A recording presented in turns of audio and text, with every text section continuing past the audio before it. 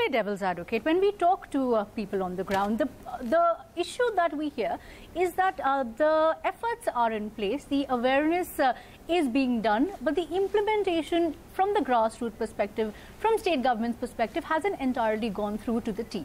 Do you agree to that? And when you talk to your individual state governments, when you interact in the grassroots, what are the bottlenecks that you face? Well, our foundation has large-scale interventions in Maharashtra, Rajasthan and Madhya Pradesh, and all these are with the state governments.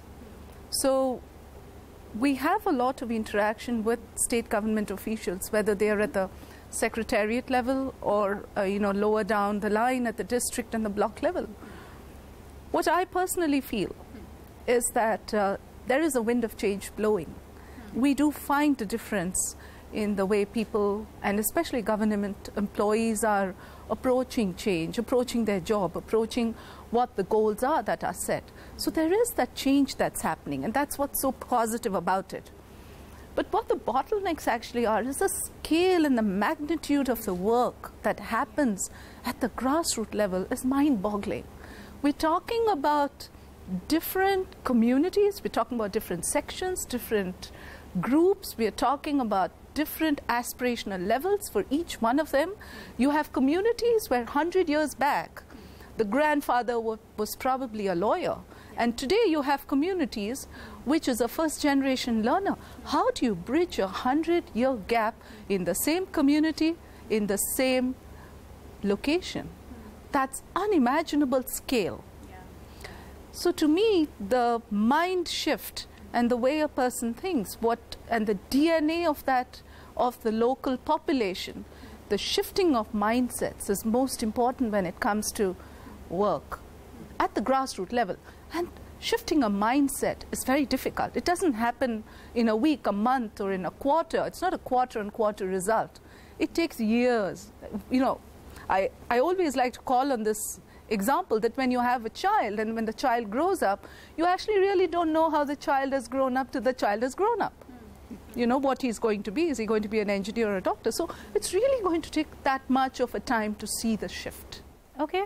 Listen, Mr. Godrej, do you believe that private sector can do more? Yes, the participation has happened. Yes, individual companies like NSE and Godrej have gotten involved. And there are about 150 to 160 companies that I believe are very directly and very aggressively involved in taking India's sustainable development to the next level. But what more can the private sector do, Mr. Godrej? And what should the focus be? Because, we talk about malnutrition, sanitation, education, skilling. There is a point where everything ties together. What do you think should be done by corporates to ensure that happens? Yes, as you pointed out, there are many problems, and many of these problems intersect. Exactly. If you give people meals in school, they get a better education, they eat better. If sanitation in schools is good, more children show up at the school. So all these problems integrated, that makes them very difficult. But it also means that if you tackle all the problems simultaneously and in a synergistic manner, you can achieve much more. And I think that is beginning to happen. And it's also important to have partnerships between NGOs, the government, and business. And all of that is happening as well. I completely agree with Henrietta that often it's not a question of money, but innovation. Yeah. And that's something that business can do very well because we have managerial skills. We know how to develop new ideas. In the case, even technology for that matter. Technology for that matter. In the case of the environment, we were surprised that taking very ambitious goals, we didn't have to spend money doing it. Yeah. And that's only because when you're focusing on these things, you come up with solutions. And I think focusing on innovation is very, very important. And India is a very good place to innovate. And as Henrietta says, we can carry these ideas to other countries as well. So, just taking from that point about marrying all these issues, I was talking to an expert a couple of days ago, Henrietta, and the sense that we get is that, for instance, sanitation can affect education. Sanitation can affect skilling, because at the end of the day, the kids don't want to go to school because there aren't any toilets. We have, I believe, covered almost 38%, we've come up to 94% of rural cleanliness coverage. There have been 90% of toilets have been used, but there are still gaps very evidently. What is UNESCO doing, Henrietta, to bridge these gaps specifically in the sanitation piece? So for sanitation, there is a need still for more hardware.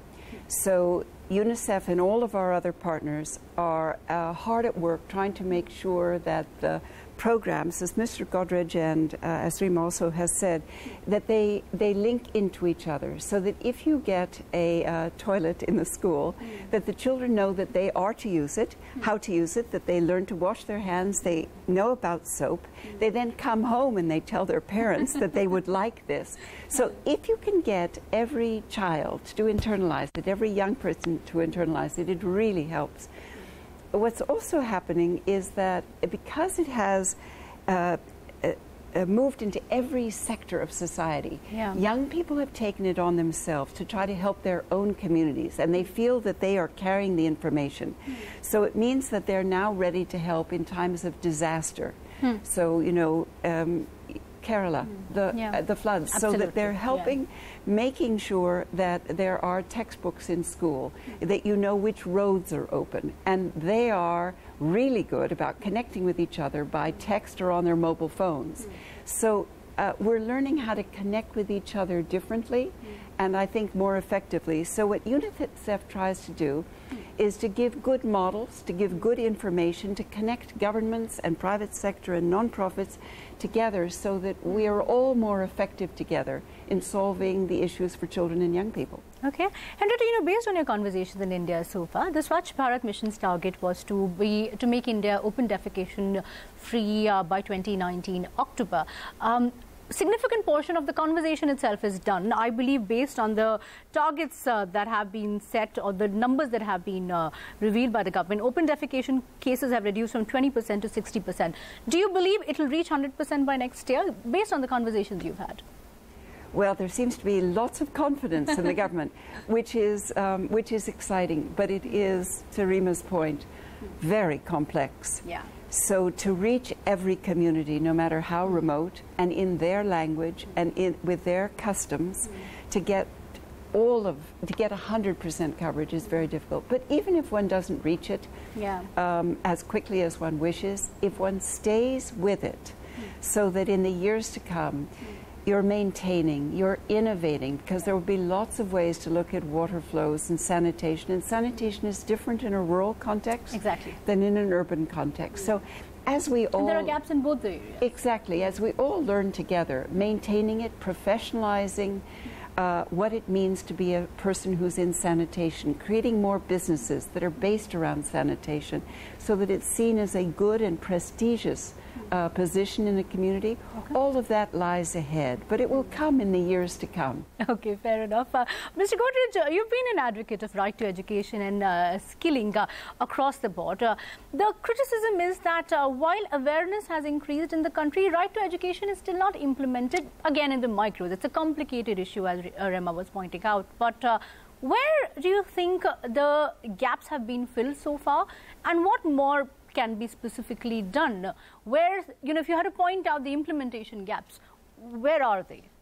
I'm not an expert on the gaps in the primary education system. Sure. But as far as skilling is concerned, India came very late to skilling. A lot of the education was not job-oriented. And we need apprentice models, we need much more skilling. And here, companies can play a big role, because we do skilling mostly around our businesses, where we have a lot of expertise. We develop the curricula. It's NGOs who actually deliver the programs. We fund them, but even more important, we develop the courses. In our beautician training program, our original intention was to train employees but actually many of the students wanted to become entrepreneurs. So we added an entrepreneurship module.